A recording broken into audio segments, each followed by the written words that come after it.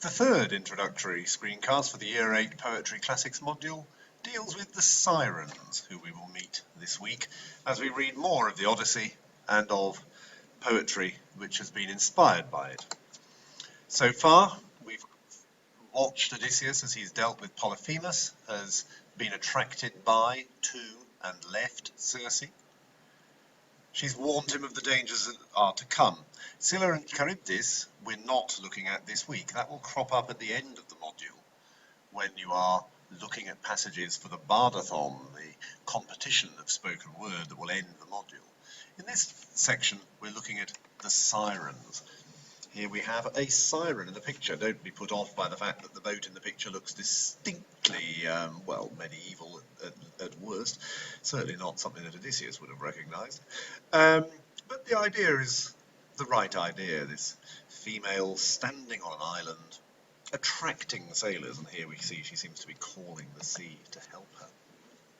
So who are the Sirens? Mythology doesn't tell us who their parents were, they just are.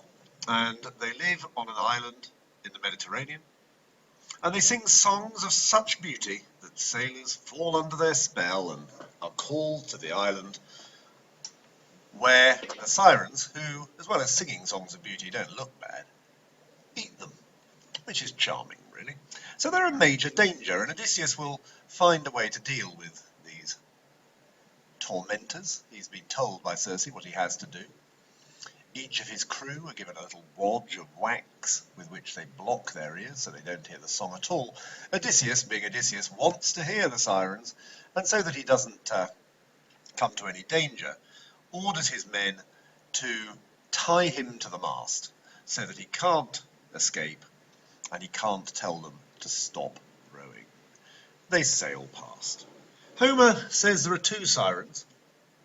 Other writers say later there are as many as 5. There are varied mythological content.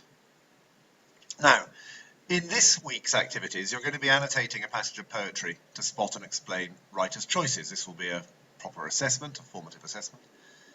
And the point about this, just to remind you, is you'll be given a passage of poetry. In this case, it's a passage of poetry written by a writer called Alexander Pope, written in the 17th century. This is a translation of Homer. And the reason that we're giving you this passage is because it is actually what many of you will perceive as being Old English. You should remember that no word on any page of any poem is ever an accident. Writers choose words that they want to use to create certain effects, and you're going to need to think about how effects are created and why words are chosen. The secondary task, as it were, in the week is this. You're going to be given a modern poem as well, a modern version of the story, which tells the story from a slightly different angle. And your job may well be to work out how this change alters your perspective of the way the story is told. In other words, the Odyssey, of course, is the story of Odysseus. What would be different if in some way the story was being told by one of the Sirens themselves?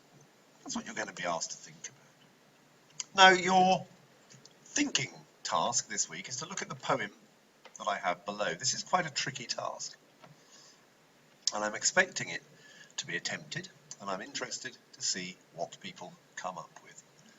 Having thought about the Sirens and this idea of people luring sailors to their death, I want you to read the poem below. It's a poem called La Belle Dame sans Merci by John Keats. I want you to be able to tell me how this poem relates to the idea of the Sirens that we are going to study this week. Okay, good luck everyone.